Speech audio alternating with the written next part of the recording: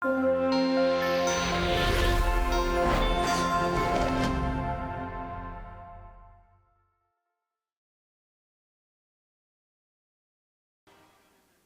2004, I voted against gay marriage.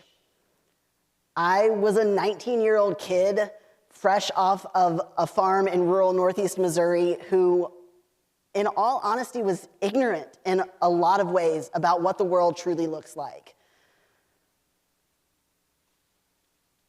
And now I'm standing in front of you speaking about LGBTQ inclusion. That 19-year-old kid wasn't a bad person. That 19-year-old kid had gaps in their knowledge. I didn't know. And not knowing nearly killed me. I spent my 20s in and out of the hospital for mental health concerns because I knew there was something wrong with me, but I couldn't put my finger on it. And in 2008, I finally said the words, "I'm gay," out loud. And in that moment, a weight was lifted off my shoulders, and I knew I was gonna be okay. In the process of coming out, however, I dropped out of college, I got excommunicated from my church, and I found myself working in a textbook warehouse, picking textbooks off the shelves to go to students who were doing exactly what I wished I could do. And my best friend came to me, and she said, "Okay, you need to come with me to roller derby practice." Okay, sure. And I found myself in a roller rink, lacing up those brown leather skates, hearing the screeching and the noises of knee pads on hardwood floor, and I was terrified. And you might be thinking, what in the world does roller derby have to do with diversity and inclusion? And the answer comes from what I spent that first practice doing. I spent that first practice learning how to fall. Now, I knew I was gonna fall. That, 8 wheels plus awkward Mason equals falling. But I didn't know I was going to learn 4 specific types of falls, and more importantly, how to safely recover from them.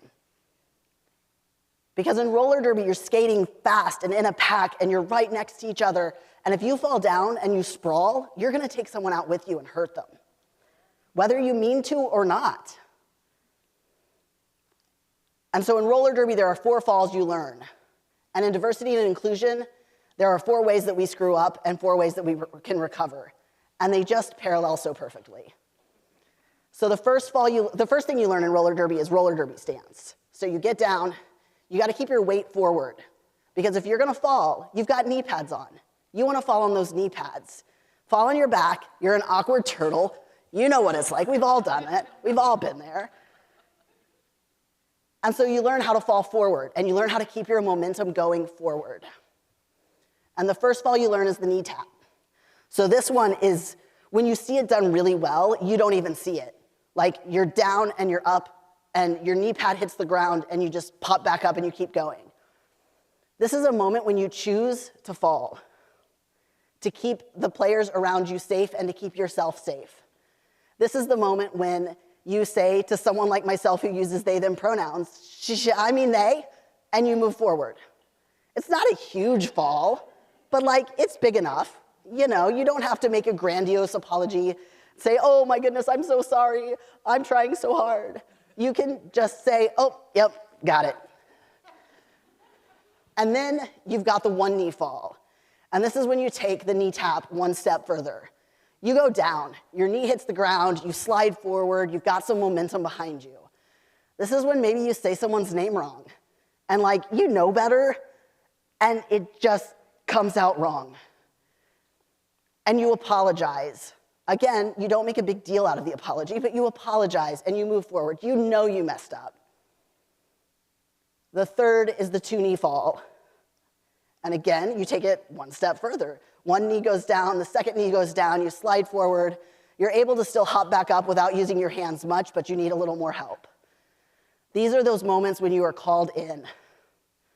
When you make a mistake and you say something that you didn't know was offensive, and someone brings you aside and says, "Hey, that's not cool. That hurt me," or "that hurts people who identify in this population. Like, here's what you should do. And those are the moments we need to take ourselves off the rink and practice to the side. Those are the moments when we need to acknowledge that we have a gap in our awareness and can take it one step further and do better. And then you've got the 4-point fall, which is when you go down. Like, you still go down forward, but you go down. Your knees hit the ground, your knuckles are down, you're like, you gotta push yourself up, the pack is halfway around the rink, you're behind. And these are those moments when you just need to learn more. And again, do more practice. You fell down, and you own it, and you move forward. And then we have the total Biff. We all know this moment. This is the moment where your feet fly out from underneath you, you're on your back, you're sprawling out, you take out 5 or 6 or 15 other people, maybe some of the audience, I don't even know, and you just mess up. Whether it's intentional or not, how we recover from those Biffs is imperative. Because I have seen so many people delete the comments where somebody was doing the work of education. I have seen so many people shift blame on the person that they hurt. I have seen people say, well, I didn't know any better. I'm doing the best I can. And deny and step away from it. And what we need to do in those moments is step into the discomfort and say, yeah, I screwed up. I didn't know any better, and I'm going to do better moving forward. And you might lose people. There might be people who need to set boundaries to keep themselves safe and healthy and not have much to do with you or as much to do with you, and that is difficult. But we need to have these conversations. So often, I have found myself talking to people who, when they find out my pronouns, you can see the panic in their eyes.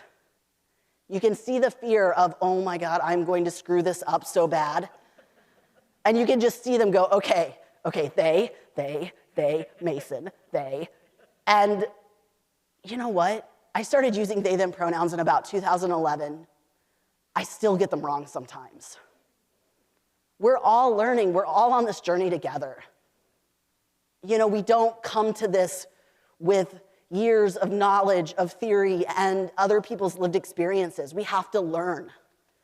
Regardless of what your background is, there's an area that you need to learn.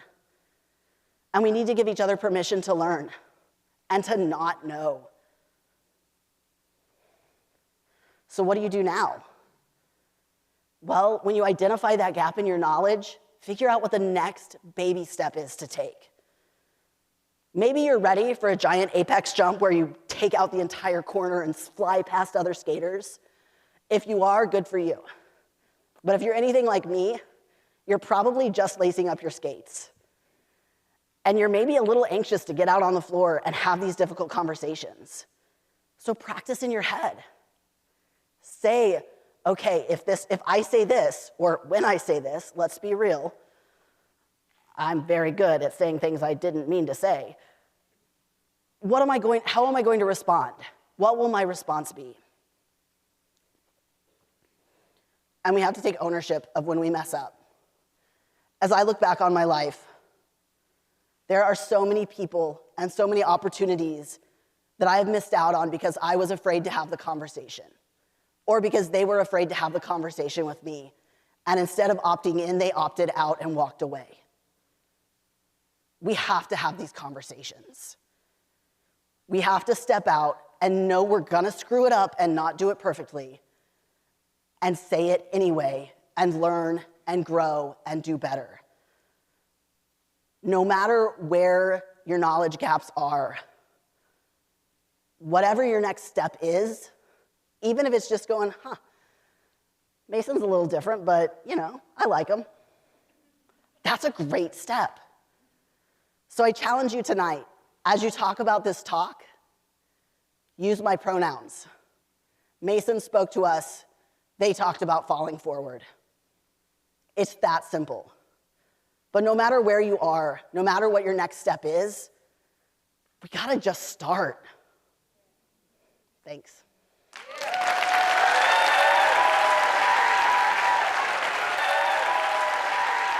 you.